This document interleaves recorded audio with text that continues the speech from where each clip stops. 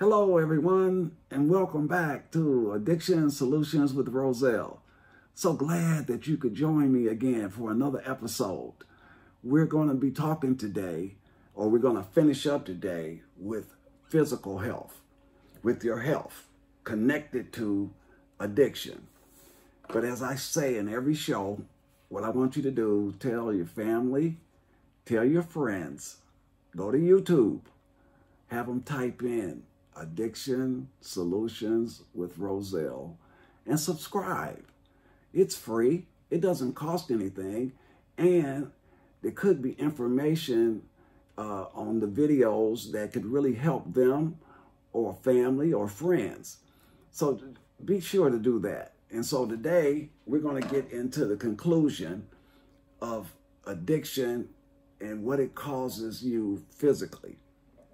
I want to talk about crack cocaine, and I want to talk about cocaine, period, because we kind of, skipped over cocaine. But crack cocaine causes a lot of issues, and I'm going to be looking at my notes, if that's okay with you, the audience.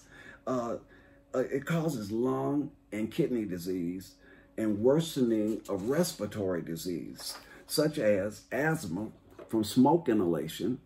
Also leads to hoarseness and difficulty swallowing. Now that's from the smoking of the crack, because they put a lot of chemicals in crack. It's not pure cocaine, because pure cocaine is basing, and that was something that was done back in the day. Crack originated once individuals figured out a way to make that rock swell up.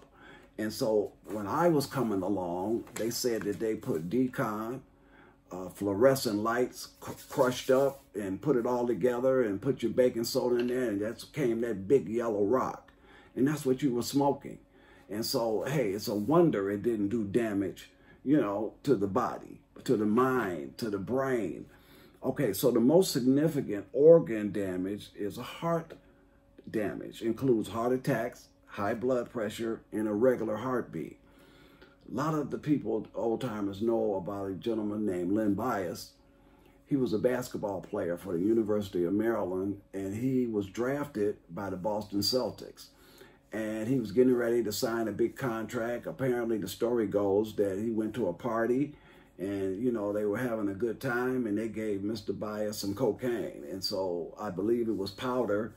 And I don't know if he snorted it, I don't know what he did, but he died. He had a heart attack or something of that nature. His body just could not take it. As Mr. Bias, a young man, left this earth with cocaine. Now, cocaine can cause changes in brain function, leading to strokes. And it's a possibility that Mr. Bias had a stroke. Now, I want you to go to the web, look up Len Bias, look up the story. If cocaine and crack is your drug of choice, then maybe you need to look a little deeper into that to see what damage that can cause you if you're still smoking crack. Other psychiatric effects of crack cocaine include anxiety, irritability, restlessness, psychosis, confusion, depression, paranoia, anxiety, hallucinations, and mood changes. Now, let's talk a little bit about crystal meth and what it does, the effects it has on the central nervous system. It can be smoked, swallowed, snorted, or injected into a vein. During World War II, crystal meth or methamphetamine was given to soldiers to keep them awake. Yeah, to keep them awake. People take it to lose weight and ease depression, but it can cause brain damage, cognitive problems, and mental health problems. There are over 25 million abusers of meth, amphetamines, and crystal meth. Side effects of crystal meth include loss of appetite, significant weight loss, changes in your sleeping patterns, severe mood swings, and unpredictable behaviors. Now, let's talk. That's crystal meth. And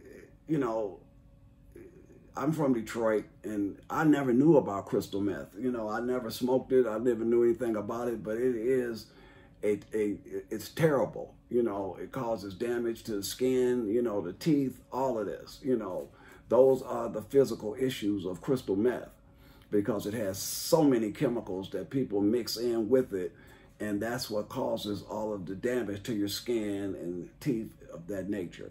Now, I want to talk a little more about cigarettes. Smoking causes a lot of problems, and we know that. I talked about a little bit about it last week when I said they put the skeleton and the crossbones on the package for a reason. Did people stop smoking? Did it decrease people from smoking? I really don't have the figures. You probably can look that up, but you know, they're expensive. I know that much. I know that yours truly told you last week that the last show that I quit 24 years ago, almost 25, and I haven't smoked since.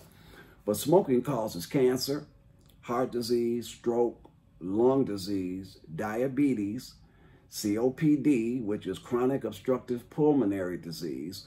We talk about that a lot now, but at some point we didn't talk about COPD. But now they have medication for it. If you catch it in time, if you get a thorough physical and they show that that's what you have, then they do have medications.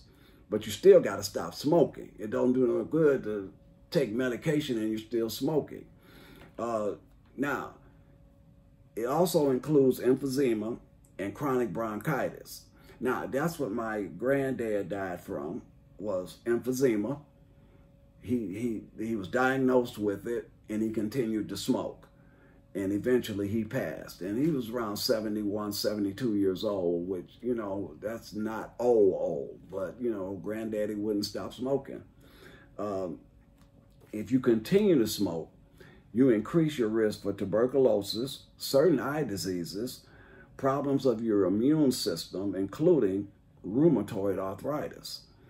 Now, quickly, we're going to talk about secondhand smoke. Back in the day, a lot of people in the room here, they know people used to smoke marijuana, the big joint, man, look here. And people would say, man, I'm high. They had a contact high. And that's the same with secondhand smoke. Even though you're not smoking any cigarettes, if you're in a room where everybody is smoking and smoke is everywhere, you can get some of the effects of smoking just by being in the room. And it's called secondhand smoke. So that's going to wrap it up for this show. Glad that you could join us. I want to see you again here next week, and we're going to talk about some of the mental health issues that go along with your addiction. So glad you could join me. Have a great day and stay blessed. Thank you.